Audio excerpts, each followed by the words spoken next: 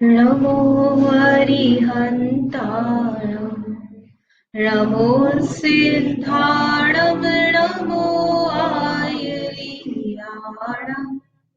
नमो वज्रायाणं नमो लोके सर्वसाहुणं मोक्षमार्गस्य नेतारम् हेतारं कर्मभूतताम् ज्ञातारं विश्वतत्त्वानां वन्दे तद्गुणधामम्। तत्वार सूत्र ग्रंथ के दूसरे अध्याय में विग्रह गति के बारे में समझ रहे थे। विग्रह गति का मतलब क्या बताया? एक भाव से दूसरे भाव में जीव जब जन्म लेता है तो किस तरह से जाता है, मोड़े लेकर के जाता है। तब उसके पास में शरीर नहीं रहता है, शरीर छोड़ करके दूसरा शरीर धारण करने के लिए जा रहा है। अभी उसने दूसरा शरीर ग्रहण नहीं किया है, तो कब तक नहीं ग्रहण करता है? यदि वह मोड़े लेकर के जाता है तब तक वह शरीर ग्रहण नहीं करता है, और फिर मोड़ा लिया, उसके बाद में जब उसका खत्म हो गया मोड़ा और बस जन्म स्थान पर जाने वाला है, तो उस समय वह नई शरीर की संबंधित जो वर्गणाएं उनको ग्रहण करना शुरू कर देता है। तो ये जो विग्रह गति है कम से कम कितने समय की होगी? कम से कम एक समय की, अधिक से अधिक 3 समय की। तो विग्रह गति में कम से कम एक समय कैसे लेगा कि एक मोड़ा लेगा तो एक समय की विग्रह गति और टोटल 2 समय लगेंगे। अनाहरक कितने समय तक रहेगा? एक समय रहेगा। और मैक्सिमम कितने समय तक विग्रह गति रहेगी? तो 3 समय तक ही। उसमें 3 मोड़े लेगा, 3 समय तक अनाहारक रहेगा और चौथे समय में आहारक हो जाएगा। ये अपन ने कल कर लिया था इतना पूरा। इसमें थोड़ा सा ये विशेष है कि ऐसा अपन ने सामान्य से समझा कि मुक्त जीव सीधी गति से जाते हैं और जो संसारी जीव है वो भी सीधी गति से गमन कर सकते हैं एक भाव से दूसरे भाव में जाने के लिए। तो ऐसा कब तक कोई जीव है, जैसे अभी मरण हुआ मनुष्य पर्याय में, फिर देव में उत्पन्न हुआ, तो उसने मोड़ा नहीं लिया।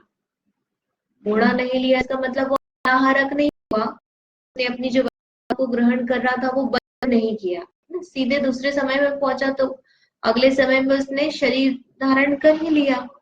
तो ऐसा कब तक होता रहे, मतलब वो कंटिन्यूअस अगला भाव धारण करे और बिना मोड़े के वो करता रहे। तो ऐसा आगम में आता है असंख्यात उत्सर्पिणी अवसर्पिणी काल तक।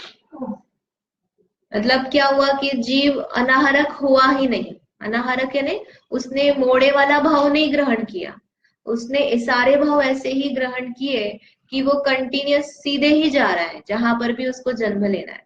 उसमें समय भेद नहीं बना, ऋजु गति से ही उसने गमन किया, तो उसकी विग्रह गति बनी ही नहीं। समझ में आया क्या बताया?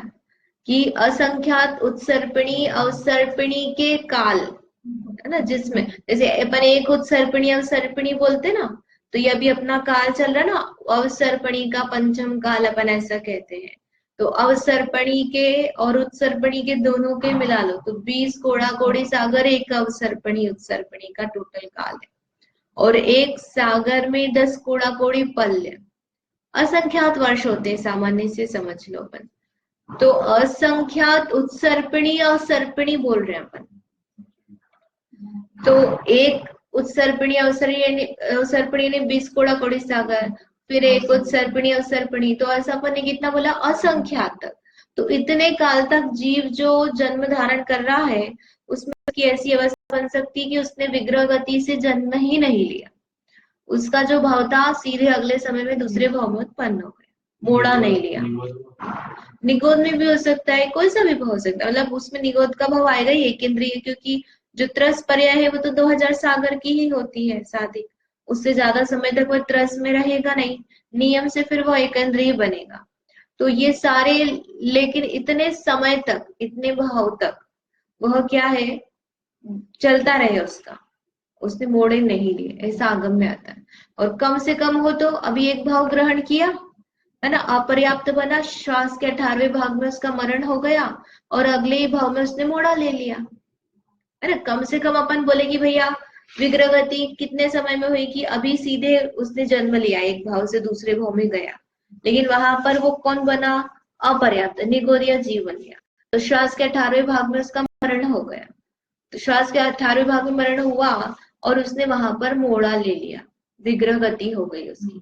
तो वो कम से कम समय हो गया, यानी अधिक से अधिक कोई जीव विग्रह गति में जन्म नहीं ले तो असंख्यात उत्सर्पणी अवसर्पणी हो सकता है। जैसे इस भाव में वो मनुष्य, तो अगले समय में वो देवगति के साथ है ना। तो अभी क्या से मनुष्य का शरीर छोड़ा, अगले भाव में देव का शरीर धारण करना, तो उस शरीर के अनुरूप ही आहार वर्गना ग्रहण करेगा। हाँ, उसके अनुरूप ही जो शरीर बनना है, जैसे वैक्रिक शरीर बनना है तो उसके अनुसार ही वो परमाणु ग्रहण करेगा। अगले समय तो पैदा ही हो रहा है, पैदा ही हो रहा है, सब ग्रहण करता है।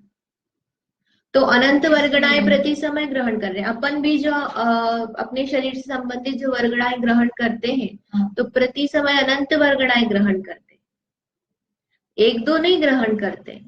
और जो अपनी घिर रही है शरीर की वो भी अनंत होती है। वो तो समय में तो पैदा ही हो गया, तो पूरा शरीर ही बन गया ना। पूरा शरीर नहीं, वैक्रिक तो अंतर्मुहूर्त में डेवलप होता है ना, उसका अंतर्मुहूर्त में पूर्ण हो जाता है ऐसा। तो उसने ग्रहण करना शुरू कर दिया, बाहर से अपने को दिखेगा तो थोड़े समय में, मतलब एक समय हुआ इसने ग्रहण करना शुरू कर दिया, अभी दूसरा समय है, तो अपने ज्ञान का विषय नहीं, सामान्य मति श्रुत ज्ञान का। और जैसे देव से कोई गर्भ में आया ना, तो गर्भ का शिशु तो बन, जैसे तो उसको क्या, जैसे जो जिस समय पॉइंट उस समय में वो आहार वर्गना ग्रहण कर रहा है, दूसरे समय में मान लो सीधी गति से, तो उसी समय वो पॉइंट जो रहता है, मतलब स्टार्टिंग भी नहीं हुई उसकी बनने की, शरीर बनने की, तो आहार वर्गना ग्रहण करनी देखनी।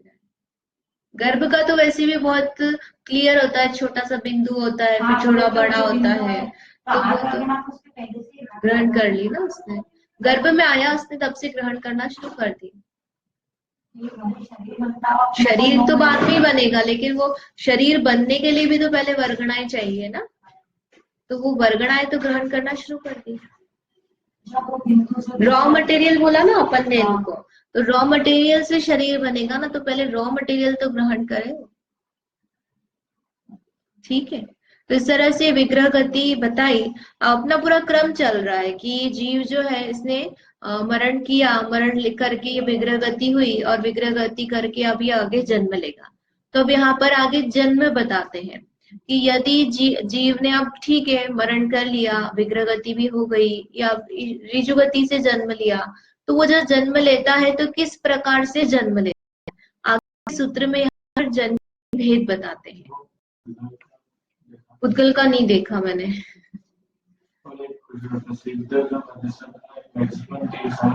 हाँ, मैक्सिमम काय के विग्रह गति के। और जब कोई जीव मोक्ष करता है तो उसको यहाँ से ऊपर सिद्धशिला तक जाने में एक समय, जो अपन ने ऋजु का समय ना, मतलब सिद्ध 24वें समय में, 25वें समय में वो सिद्धशिला के ऊपर, भेद नहीं आएगा उसमें, एक समय।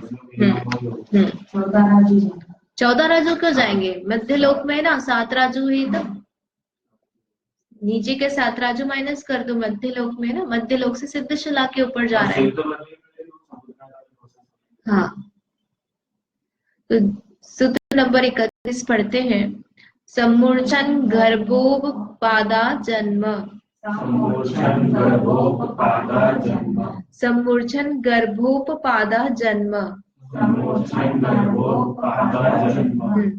सम्मूर्छन गर्भ और उपपाद, ये जन्म के 3 प्रकार बताए हैं। ये अपना जन्म कौन सा होता है, अपन गर्भ जन्म बोलते हैं। जो माता के गर्भ से जन्म लेते हैं उसको गर्भ जन्म।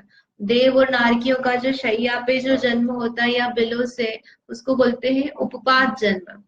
और सम्मूर्छन यानी क्या, जो वातावरण से चीजों को इकट्ठा करके, वहीं से सारा मटेरियल इकट्ठा करके उनका शरीर बन जाता है और उसमें वह उत्पन्न होता है, यानी बिना माता पिता के जो उत्पन्न हो रहे हैं, वातावरण से जो चीजें ग्रहण करके उत्पन्न हो रहे हैं। समझते हैं अपन, 3 प्रकार से जन्म होता है। तो सबसे पहले जन्म का मतलब क्या है, क्या है ये अपन को सामान्य से पता है कि एक भाव छोड़कर दूसरा नया शरीर धारण करने की जो प्रोसेस है उसे क्या कहते हैं?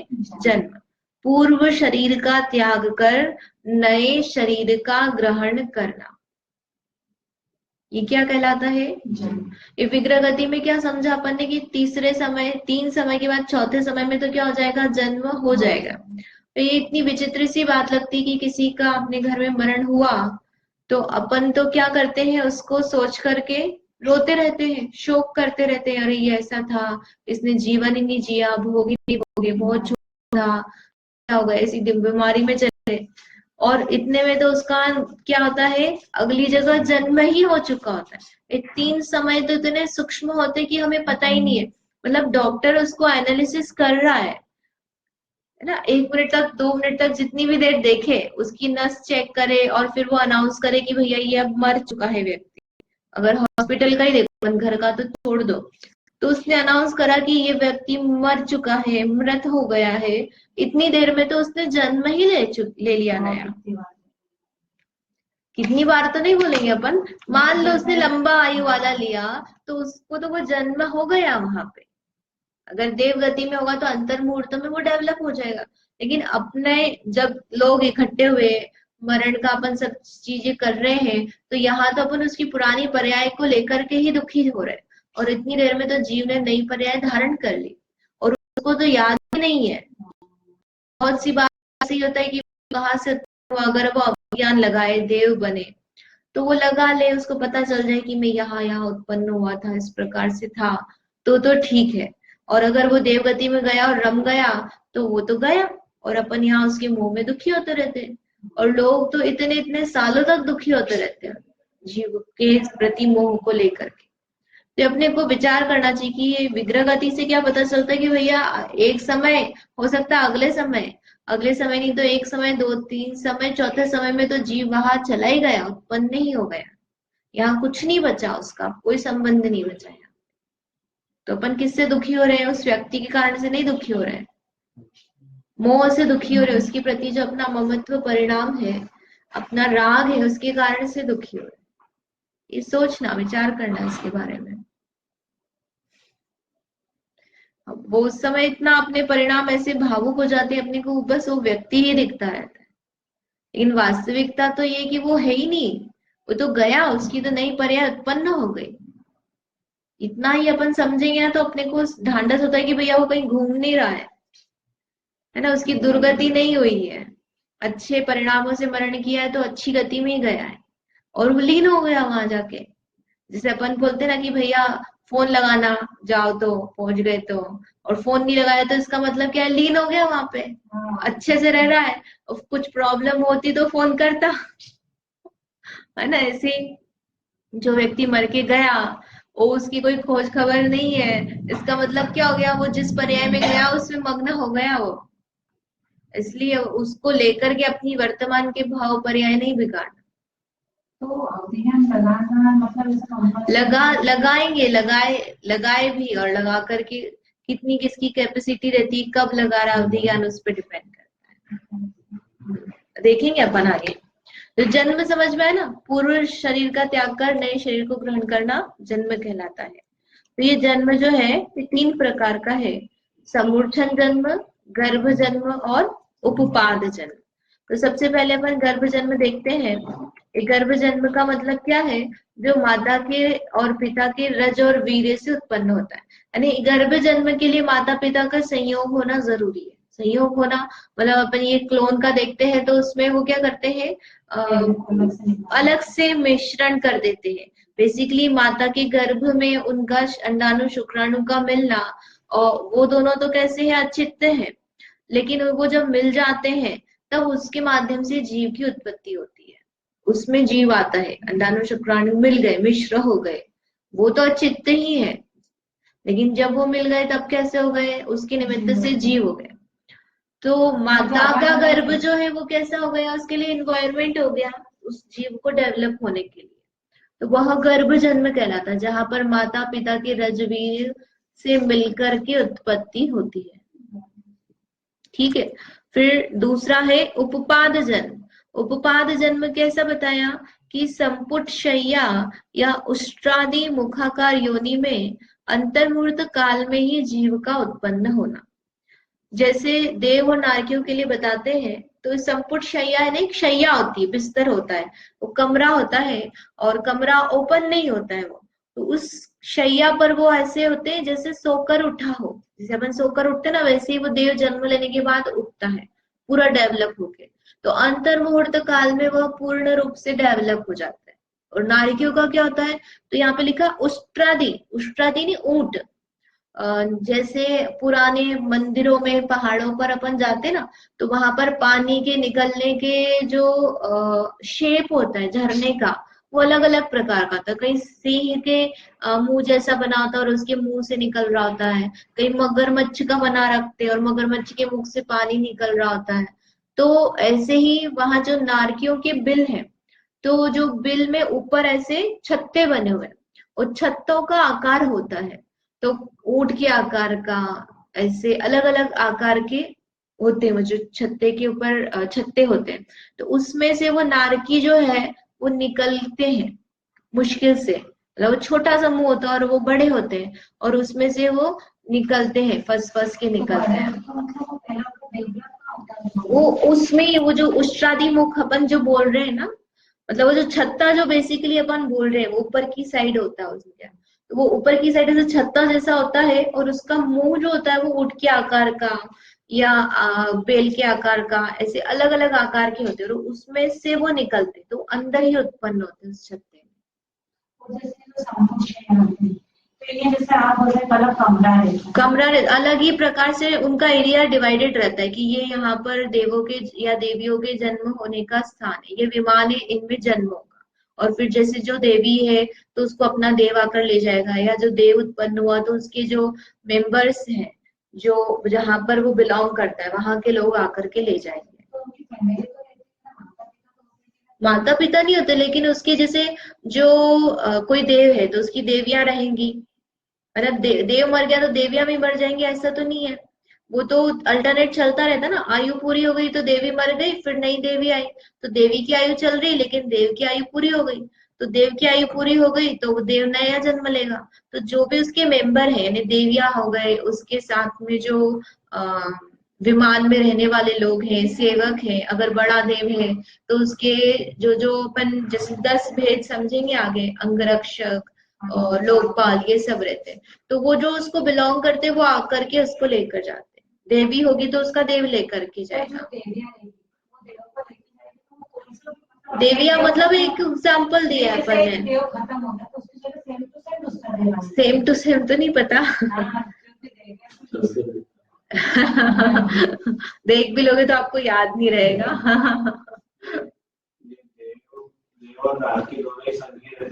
हाँ, तो इनको जन्म लेते से इनको समझ में आता कि इनका जन्म कब हुआ है। हाँ, सोकर उठते, इस तरह से सोकर उठते हैं। फिर मोस्टली तो ऐसे ही रहता है कि वो अपना अवधि ज्ञान इत्यादि का प्रयोग करके पता लगाते हैं कि वो कैसे उत्पन्न हुए हैं, कहाँ से आए हैं, सामान्य रूप से ये रहता है।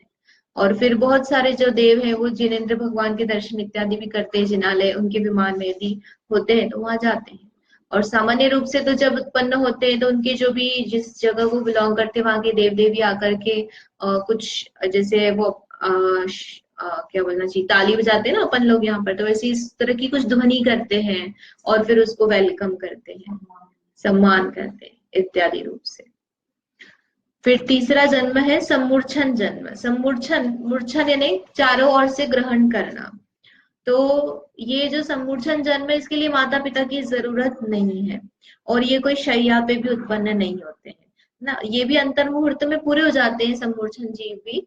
इन्हें अंतर मुहूर्त में पूरे होते हैं, जैसे गर्भ में अपन ने बताया कि 9 महीने लगेंगे और फिर वो बच्चा जो है वो बाहर निकलेगा, उत्पन्न होगा ना, वो डेवलप हो रहा है, मतलब धीरे धीरे गर्भ जन्म में। ऐसे अंडा हो गया तो अंडा भी कैसे होता है, गर्भ से उत्पन्न होता है, तो वो अंडे को सेंगे, उसके बाद फिर वो क्या होगा, उसमें से चूजा निकलेगा। तो उसकी पूरी प्रोसेस है, मतलब उसमें अंतर मुहूर्त नहीं लगता, उसमें टाइम लगता है। तो ऐसा सम्मुचन जीव और उत्पाद जीवों के साथ में नहीं होता है। वो अंतर मुहूर्त में उत्पाद वाले जीव डेवलप हो जाते हैं, सम्मुचन जीव भी कितने समय में, अंतर मुहूर्त में होते हैं। तो इनकी विशेषता क्या है कि ये संभोग से परमाणु ग्रहण कर शरीर की रचना होती है। जैसे चींटी है या लठ है या फिर मच्छर है। मच्छर कैसे उत्पन्न होते हैं? अपन क्या बोलते हैं, मौसम चेंज हो गया है, ये वातावरण ऐसा हो गया, इसके कारण से मच्छर हो गए हैं। तो मच्छर हुए कैसे कि उस तरह का टेम्परेचर, वायु, धूल, मिट्टी, पानी जो चाहिए वो चीजें सब मिल गई और उसके निमित्त से वहां पर जीव की उत्पत्ति हो गई। वो उसके लिए जन्म का स्थान बन गए, योनि बन गए। जैसे आहारक जो वर्गणा है, आहारक वर्गणा, तो यानी जैसे तो समोर्चन एकदम से ऐसे ग्रहण करता है, तो वर्गणा है फिर ऐसी ग्रहण। वर्गणाएं तो पूरे लोक में है ना, सब दूर फैली हुई है। उसके लिए उसको कोई ये नहीं कि भैया है यहाँ नहीं है तो मैं अब कैसे उत्पन्न हूँ। मतलब वो जिस पूरे लोकालोक में कारमान वर्गणाएं, आहार वर्गणाएं सभी सभी फैली हुई है, अनंत अनंत की राशि में। आलोक में नहीं, सॉरी, लोक में, लोक में।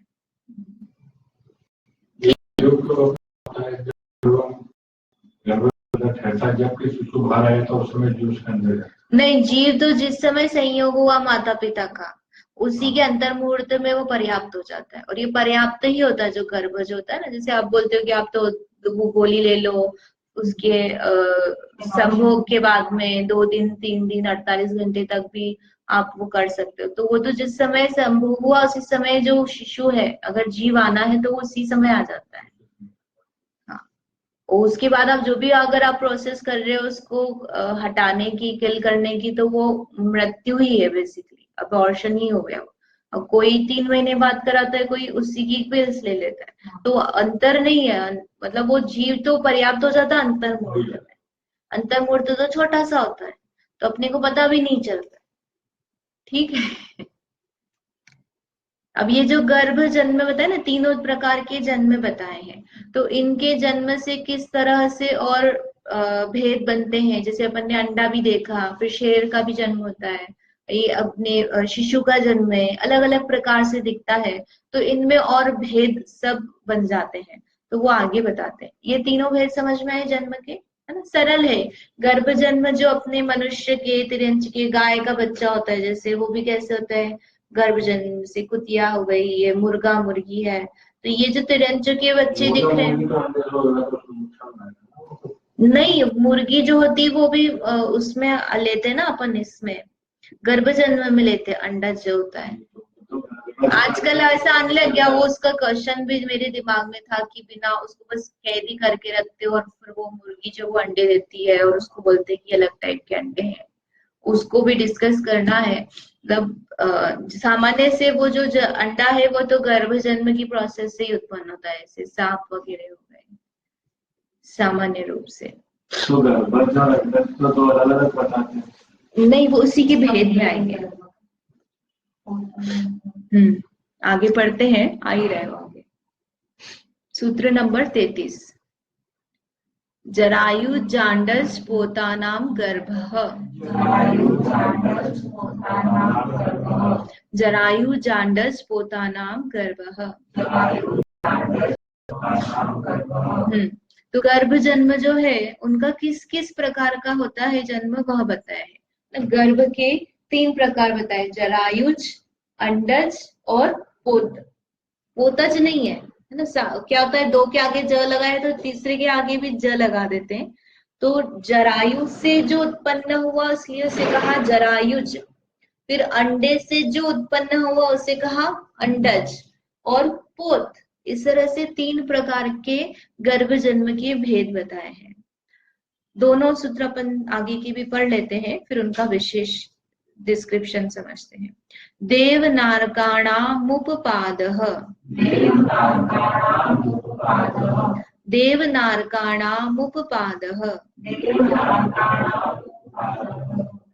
देवनारकाणाम और फिर उपपाद बोलोगे तो उसमें क्या हो जाएगा, विच्छेद हो जाएगा। तो देवनारकाणामुपपादः, इस तरह से उसको पढ़ना।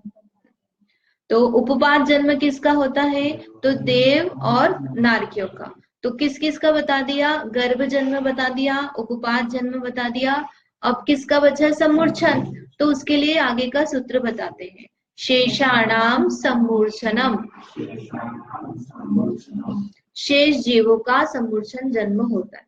देवनारकी में तो अपने को क्लियरली पता चल गया कि इनका उपवास जन्म है।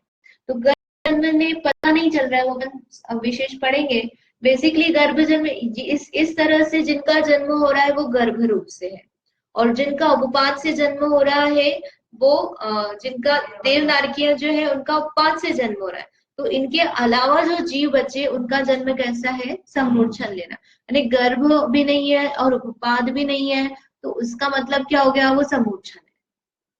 तो अब चीटी का भी अपन कैसे लगाएंगे कि गर्भ भी नहीं है और उपपाद भी नहीं है, तिर्यंचु में उपपाद है ही नहीं, तो या तो गर्भ होगा या सम्मूर्छन होगा। तो यदि उसमें मेल फीमेल इस तरह से चलता है और प्रजनन होता है गर्भ रूप से, तो वो गर्भ जन्म में आएगा, और यदि वो नहीं है तो वो नियम से सम्मूर्छन जन्म। वो तो वो जो मूवीज बताते हैं ना, उसमें चीटी वाली हो गई या ऐसी बग्स अलग अलग बताते हैं, तो उसमें ये लोग मेल फीमेल कर देते हैं, लेकिन एक्चुअल में नहीं होता है। अपन ने समझा था ना कि 1 इंद्रिय, 2 इंद्रिय, 3 इंद्रिय, 4 इंद्रिय, 5 इंद्रिय में भी असंगी, असंगी तो नहीं, 4 इंद्रिय तक तो नियम से क्या होते हैं, नपुंसक ही होते हैं।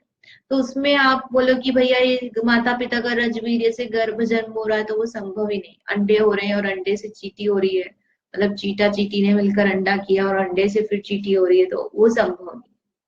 अंडे अलग प्रकार से इन्वायरमेंट से अंडे बन जाए और उसमें से फिर चीटी निकल जाए, वो अलग बात है, लेकिन वो अंडा इस प्रोसेस से नहीं निकला जैसे अपन मुर्गी इत्यादि का बता। दिखता है व्हाइट व्हाइट चीटी होती है, उसको ले लेके चलती हाँ चीटी का अंडे नहीं रहते, चीटी के अंडे नहीं रहते। अच्छा, वो उसका जिस उत्पत्ति के लिए जो या तो अपन बोल सकते हैं मटेरियल चाहिए रहता होगा, वो रहता होगा। मुझे भी ज्यादा पता नहीं है उसके बारे में क्या और वो मनुष्य का नियम से वो गर्भ जन्म। अब ये गर्भ जन्म का है, वो अपन देखते हैं। तो गर्भ जन्म 3 प्रकार का बताया, पोत, जरायुज और अंडज। पहले अपन जरायुज वाला समझते हैं, क्रम से ना, जरायुज, अंडज और फिर पोत है। तो जरायुज का मतलब क्या है कि पहले जरायु समझते हैं। तो जरायु यानी क्या होता है, थैली होती है एक प्राणी के शरीर के ऊपर जाल समान आवरण, मांस लहू जिसमें विस्तार रूप से पाया जाता है। तो ऐसा जो जरायु और उसे फाड़ करके जो उत्पन्न होता है उसमें से निकलता है। तो जो शिशु होता है वो कैसा होता है, वो माता के गर्भ में थैली होती है ना, फिर वो फट जाता है, उसमें से फिर लीकेज होता है, ऐसा सब चलता है, और फिर वो बच्चा निकलता है उसमें से। तो जरायु उसको प्रोटेक्शन बोलते हैं ना अपन सामान्य रूप से। तो एक आवरण जिसके ऊपर पाया जा रहा है, उसमें आवरण में है वो, और उस आवरण से वह निकल रहा है। तो उसमें से जिसका जन्म हुआ उसको गर्भ जन्म में कौन सा वाला बोलेंगे, जरायुज, जैसे कि गाय, हाथी।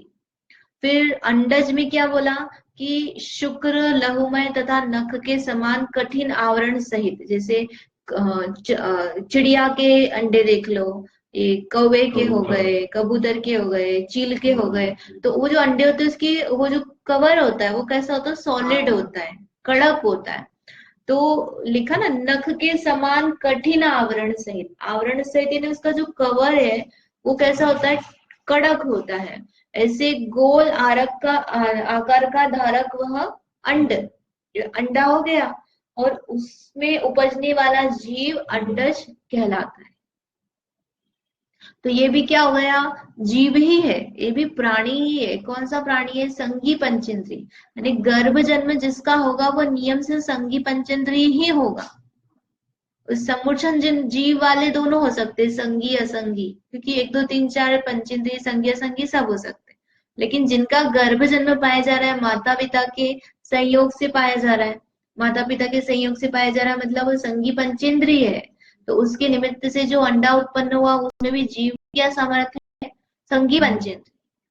तो अपने को ऐसा लगता है कि ये मांस तो खाना ठीक नहीं है, लेकिन ये ठीक है, ये अंडे ही खाते हैं। फ्रेंड्स होते हैं ना बहुत सारे, तो वो बोलते हैं हम ये मीट तो नहीं खाते, लेकिन हम अंडे अंडे खाते हैं, वो केक में अंडा चलता है, पेस्ट्री में चलता है।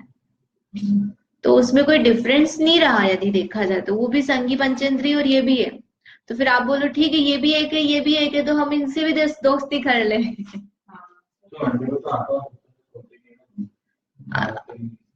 उत्पन्न नहीं, कुछ समय बाद लेकिन वो बनता है। उत्पन्न नहीं हुआ है, वो बना नहीं है, लेकिन उसमें जीव तो है ना। जो अपन जैसे अपनी माता के गर्भ का ही बोला अपन ने कि संयोग हो गया, उसी समय जीव आ गया। अब अपने को दिख नहीं रहा है क्योंकि उसमें मूवमेंट नहीं हो रहा है, कुछ भी पता भी नहीं होता अपने को। तो वो अंडे में भी वो जो बाहर निकल गया, इसका मतलब क्या है कि वो है, मतलब वो जो उसके अंग आदि बन करके निकलेगा वो उसकी प्रोसेस है, लेकिन इसका मतलब ये नहीं कि वो जीव नहीं। ठीक है, तो चील कबूतर इत्यादि के जो हो गए वो सब कैसे हो गए, अंडज जन्म हुआ। फिर तीसरा है पोत। पोत में क्या विशेषता है कि इनका भी गर्भ से ही जन्म होता है, लेकिन इनकी विशेषता रहती है कि जन्मते से ये चलने फिरने लग जाते हैं, इनके आवरण इत्यादि नहीं पाया जाता है। तो जैसे सिंह का बच्चा है तो जन्म लेते से क्या होगा, चलने फिरने लग जाएगा। नेवला है, नेवले का मैंने देखा नहीं। तो ये जो है इस तरह से तीन अलग अलग प्रकार बताए। जन्म सभी का गर्भ से हो रहा है, माता पिता के संयोग से ही हो रहा है, लेकिन बाहर निकलने की अवस्था और उसके आधार पर ये तीन प्रकार बताए कि ये जरायु में निकल रहे हैं, ये अंडे के माध्यम से निकल रहे हैं, और ये निकलते से ही चलने फिरने लग जाते हैं। इसके आधार पर अंतर किया है। ठीक है। निकलते से कुछ सेकंड बाद ही चलने लग जाते हैं। सिंह का बच्चा जो है ऐसा है कि वो चलने लग जाता है निकलते से। इवन अपन गाय का लिखा है, लेकिन गाय का भी जो तो थोड़े समय बाद चलता है, वो एकदम से तो नहीं चलता है, लेकिन वो थैली के आधार पर लिखा होगा कि फिर जरायु उसमें वो रहती, शायद नाल वगैरह रहता है, वो करते हैं, नहीं चलता है। जैसे थोड़ी मतलब पूरा नहीं, पर जरायु से भी संबंध है ना, उसका जरायु थैली रहती है, वो कट करते हैं उसमें जो, तो उसके कारण से उसको इसमें जरायु यानी कवच ही, वो थैली, आवरण।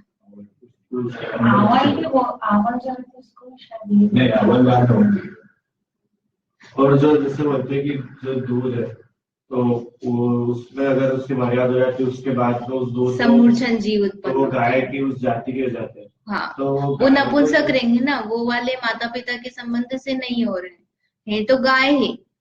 संगी पंचेंद्रिय मतलब वो कैसे है, नपुंसक है, वो माता पिता के रज से उत्पन्न नहीं हुआ, तो उनका गर्भ जन्म नहीं हुआ है, उनका समूर्छन जन्म है। पंचेंद्रिय है ना, इसलिए उस रूप से।